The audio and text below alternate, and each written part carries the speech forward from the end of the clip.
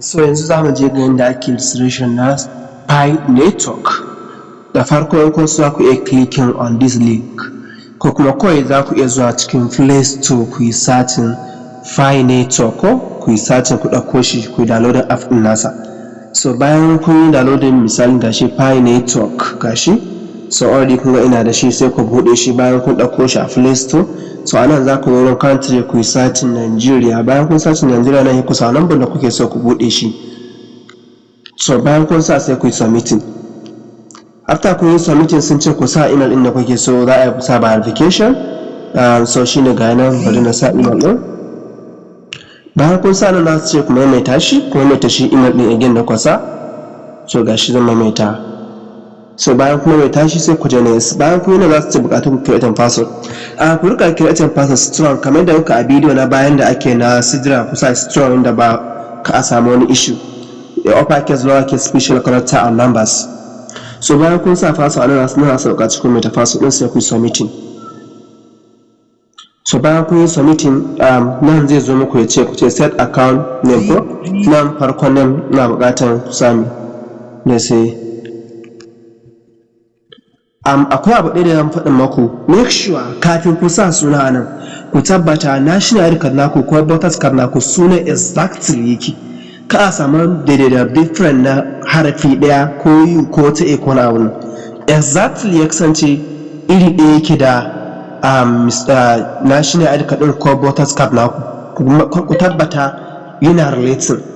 In bai relating ba so akwai dama, idan ku zan rasa in ka da other name nan za ku sa other name ko misali gashi nan, so in ba ku da shi su okay ku bar shi first name and last name. Sai nan username, ku za ku creating username da kuke so wanda kuke so ku sa, sai ku sa nan username naku kenan sai ku yi submitting. Bayan ku yi submitting nan verification ka sun ce select boss, ina boss a cikin wannan nan ma boss ce, nan ma boss ce, and here nan boss ce. So ga yana yi nan ma ita ce, barin ƙara select nan ma ita ce. To da zarar ya gama idan babu sauran wani abu zai wuce. So nan sun dan canza man shi, bari in sa wani sun ce select boss again. After na selecting boss kawai to na ga babu sauran ta kawai sai ta verify. So sun ce time out time ne, sun ce gada coverage, so nan gada ce nan ma gada ce, and here gada nan ma gada ce ko sai in verify shikenan. Okay, so kun ga yanzu ya wuce ya kawo nan, bayan ya kawo nan invitation code, make sure ku sa invitation code Musa in capital M din Bashir 61 haka take.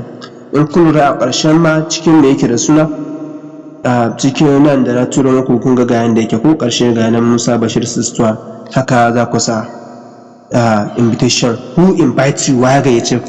Idan ba ku sa wannan ba gaskiya ba za su ba ku guda ɗaya ba, saboda idan ba ku sa wannan invitation card ba kuna buɗe za ku ga 0 wani abu za su ba ku na farkon welcome to bonus, amma in ku sa invitation code shi zai sa mai su ba ku ruwa sai ku yi submitting. Bayan ku yi submitting zai kawo ku je get started, sai ku ga inda ake mining. To wannan kullum shi ma ta zantafawa idan mine din shi ya cika nan za ku ga zo ku taɓa nan tap to mine sai ku taɓa shi haka. So kuna taɓa zai nuna ku yi confirming. To nan wasu wurare zai ce nuna ku duk ku kyale su kawai ku yi baya sai ku dismiss. So nan ku shi kenan kun buɗe file ga sun ba mu guda ɗaya kenan.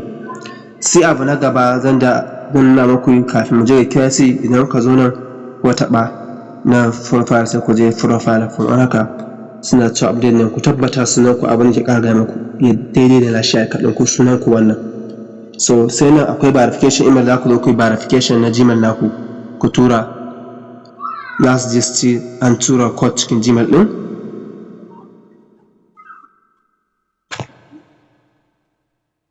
To bari kuma ainihin to ga sun turo sun ce a verify sai ta verify here.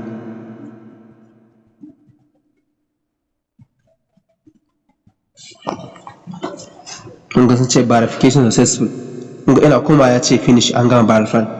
Sai mu koma na gaba mu ƙara komawa nan za ku ga yayi good nan ma yayi good.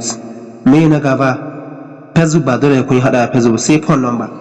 So a phone number za ku yi ku taɓa nan